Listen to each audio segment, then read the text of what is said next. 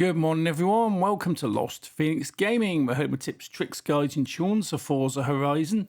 And I'm back again, having a bit of a mad one with a photo challenge. And it's all about taking a photo of your car at Broadway Windmill, which is over here. It's been in before, took a pretty decent picture last time. So I want to do something sort of similar, but a little bit different. So I'm going to do a fast travel over. And for doing this, you get a super wheel spin. I mean, at this point, I could just snap a photo and say, done, that's it, right, my car's parked up there. And I can just snap a photo with the windmill in the background. Although I do like the sky on this one. This looks really cool. I love the colour gradients of sky. So, right, make that little jump, cut into photo mode. That looks pretty respectable. I quite like that. That's nice. That is actually really nice. I love the sort of silhouette on that one with the blue gradient across the sky. That is, yeah, that's pretty much perfect timing with pretty much no effort at all. All I got to do now is go in, have a look. Let's adjust a few settings around and sort of get this looking how I want it to look. And I've got no plan for this, by the way. I'm just going and going, let's tweak this around. Let's tweak that around. Let's sort of see how stuff looks.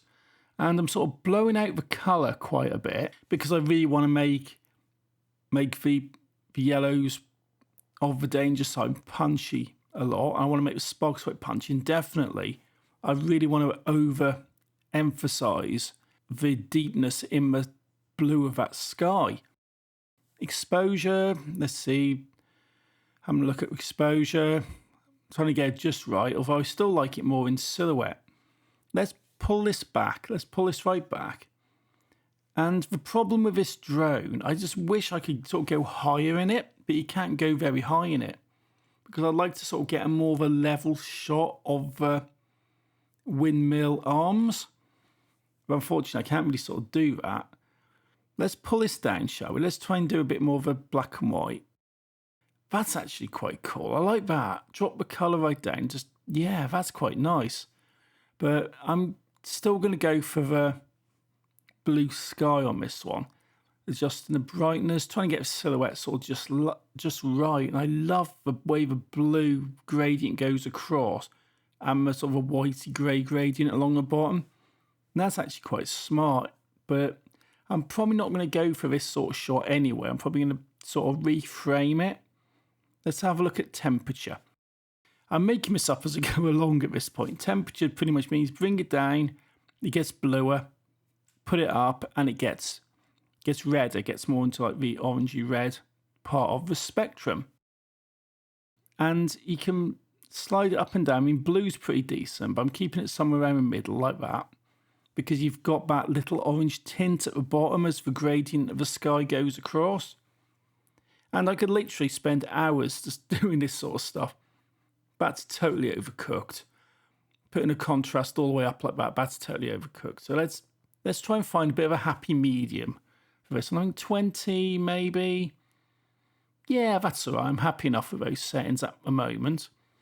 And that's not a bad shot. I've already screenshotted that right there because I'm not saving them into game at the moment. But if you do save them into game, you can share them.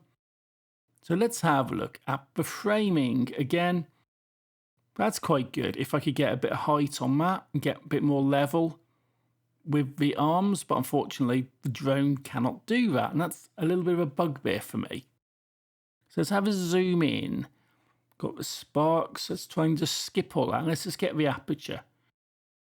You can do something like that. That's pretty decent. I like that. Although I've got a bit of a sky there and I've got the gap there. It's probably better if I can get it so I haven't got that gap, so it's more sort of framed in darkness.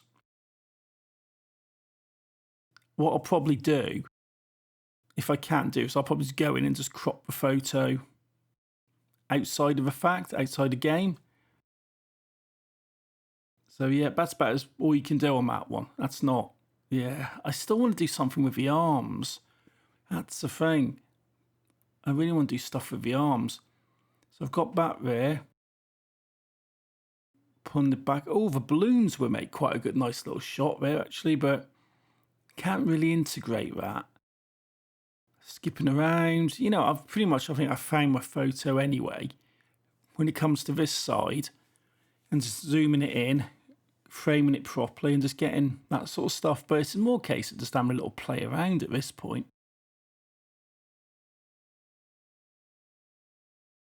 That would be good if I could get a better bit of height on that. The sparks are quite cool coming out of that. And the photo I went for in the end, funnily enough, is the one which you actually see for a thumbnail for this. Let's even blur stuff a little bit.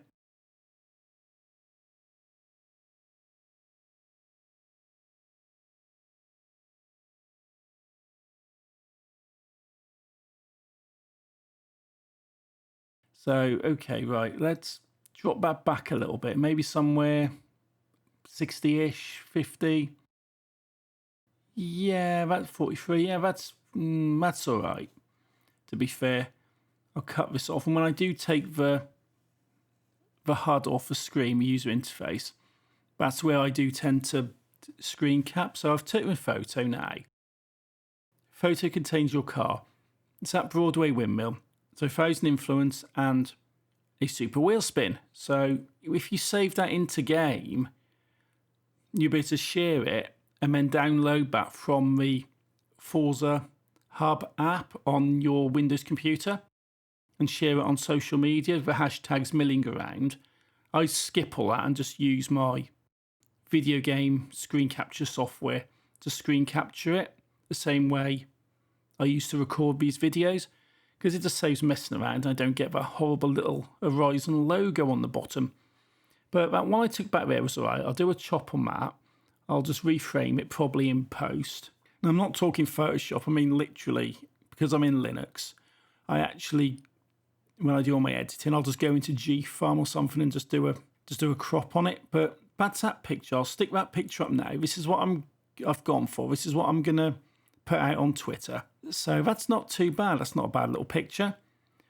So hopefully you've enjoyed having a look at my crazy little ad-libbed meandering through the photo challenge this week. And if you do like this stuff, leave me a comment, share your photos, you know, put a link to your stuff and I'll have a look at it. And until next time, thank you for watching, take it easy and happy snapping.